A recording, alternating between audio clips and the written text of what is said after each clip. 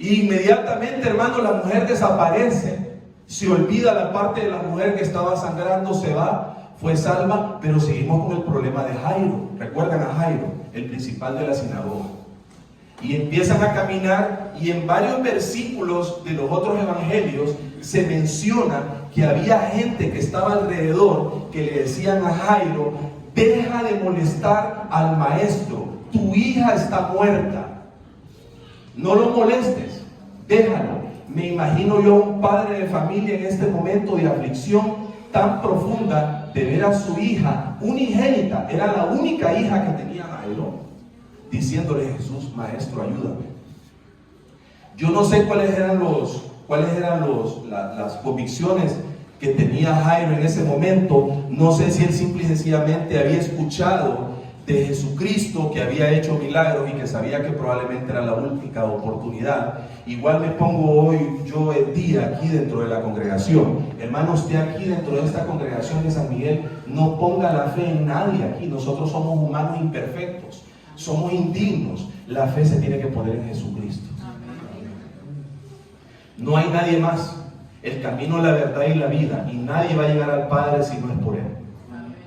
Yo no sé si en ese momento Jairo, cuáles eran las convicciones de Jairo, porque Jairo era un líder dentro de la congregación.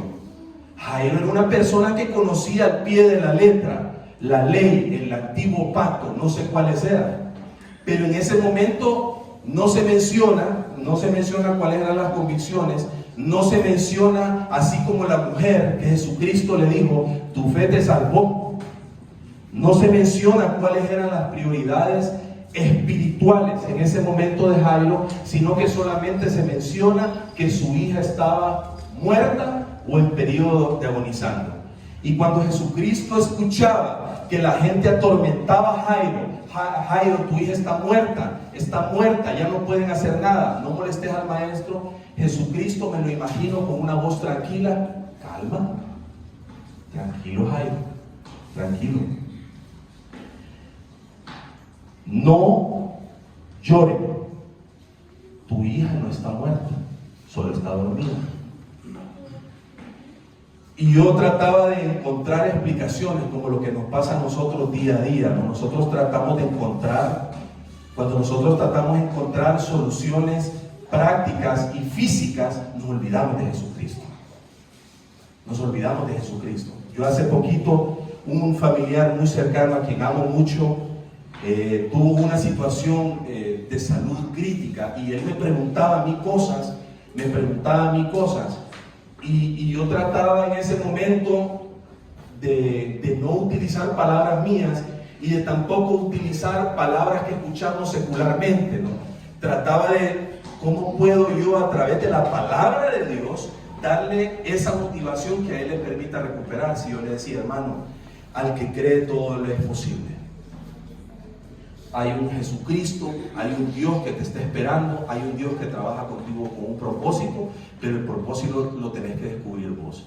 Yo no puedo hacer nada, puedo orientarte, puedo mandarte pasajes bíblicos, puedo desarrollar algunos tipos de conocimientos que en el poco tiempo que tengo de estar comprometido con Jesucristo he aprendido, puedo orientarte, pero los propósitos de Dios son individuales. Yo no sé si usted, su fe le va a permitir encontrar esos propósitos dentro de la congregación. Ayer platicábamos mucho, y realmente, hermanos, no se trata de venir y ser miembro de 30 años dentro de la congregación, no es eso, hermano. Es que cada día usted se dé cuenta que usted viene a servir a un rey y que lo viene a servir con excelencia. Nosotros hasta el día de hoy seguimos trabajando. Hemos sentido como en este 6º mes del año Jesucristo ha sido fiel con San Miguel. La congregación se establece y la congregación se ha dado cuenta que el propósito principal de la congregación debe ser estudiar la palabra de Dios, conocer de Cristo, conocer lineamientos, cómo superar problemas, qué es lo más importante dentro de la congregación. Aquí pueden haber un montón de planes, pueden haber un montón de ministerios, pueden haber un montón de cosas que hacer que sean físicas, pero lo más importante es estudiar la vida de Jesucristo, que entendamos que Él es el Salvador, que no somos nosotros. Aquí muchos han pasado y muchos nos vamos a ir, pero la congregación puesta la fe en Cristo las puertas siempre van a estar abiertas. Hermanos, y al final, cuando Jesucristo llega a la casa de Jairo, Jesucristo, en una forma, yo mencionaba, autoritaria, se quitó a todos los que eran centros estorbos en ese momento, los sacó a todos, solamente dejó a Jacob, dejó a Juan, y dejó a Pedro, dejó a Jairo y a la esposa de Jairo. Sacó a todos los demás, y la niña estaba muerta. Una niña de 12 años, que hay un montón de niños de 12 años. Y Jesucristo, hermanos, hace algo. Lo voy a pedir a que se vaya al libro de Marcos. En el libro de Marcos, en el capítulo 5, la misma historia, mismos datos. Jesucristo en el capítulo 5, en el versículo 41, Jesucristo hace lo mismo que hizo con usted y conmigo cuando decidimos creer en Él, arrepentirnos, bautizarnos. La niña está muerta. Y dice en el versículo 41: y tomando la mano de la niña, le dijo, Talita cumi, que traducido es, niña, a ti te digo, levántate. Talita cumi son frases en arameo.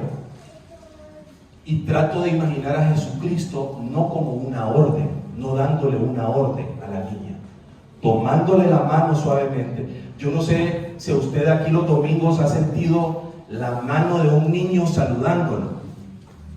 Es poderoso, hermano, cuando los niños ven, usted ve niños acá con una sonrisa de oreja a oreja que le saluda y todavía le dice, hermanito, que Dios te bendiga, te dice el niño. Hermano, me imagino a Jesucristo en ese momento tomando la mano de la niña y le dice, levántate. Y lo interesante, hermano, es que al final de la historia, y ya para cerrar, la niña se levanta con hambre. Ahí se menciona que Jesucristo le dice, deben de comer. Yo no sé cuánto tiempo tenía la niña de haber perdido los signos vitales, y la niña se levanta y Jesucristo les dice, deben de comer. Y lo interesante en esta historia, hermanos, es que Jairo y la esposa de Jairo, que fueron atacados por la gente que estaba cerca, diciéndoles, no molesten al maestro. Inclusive en un evangelio se menciona que habían personas que se burlaban de ellos porque les decían, está muerta, ya murió. Al final de la historia, hermanos, cuando la niña se levantó, el matrimonio que vio cómo Jesucristo había resucitado a la niña, no hubo las mismas palabras del manto de la mujer que tocó por atrás a nuestro Señor Jesucristo, sino que ellos se vieron maravillados. Y yo decía, bueno, entonces ¿dónde estaba la fe de Jairo y de su esposa? Si eran gente importante dentro de la sinagoga, ¿dónde está la fe? Hermanos, nosotros dentro de la iglesia de Cristo, muy probablemente, ayer le compartíamos con el hermano Noé eso, donde usted, miembro de esta congregación, vea un valle de muerte, Jesucristo ve otras cosas aquí, hermano. Donde usted ve la dificultad, donde usted ve una montaña difícil de escalar, Jesucristo ve un camino plano, bien pavimentado, como la sea así. Pero debe de haber fe. Debemos de creerle a un Dios poderoso que es capaz de suplir no solo necesidades materiales, que sí son importantes, todas las necesidades materiales, porque usted hoy vino bien desayunado. No veo a nadie yo aquí que no haya desayunado hoy. Tenemos alimentos, hermanos, tenemos techo, que con eso debería ser suficiente, pero nuestra naturaleza humana nos hace querer más. Dios es capaz de suplir eso, pero más importante es, hermano, que los vacíos espirituales, que la necesidad de buscar a un Salvador para servirle y para que nos permita llenar nuestra alma hasta lo más profundo, sea lo principal en nuestras vidas y en nuestras familias. Hermanos, hoy en esta mañana los invito. Yo no sé, esta mujer, si ella trató de tocar físicamente, y yo le mencionaba una vez que platicaba con unos amigos, nosotros no podemos tocarlo, nosotros podemos sentirlo, no podemos sentirlo físicamente, pero nosotros estamos convencidos que Él está aquí. Él está aquí, hermano.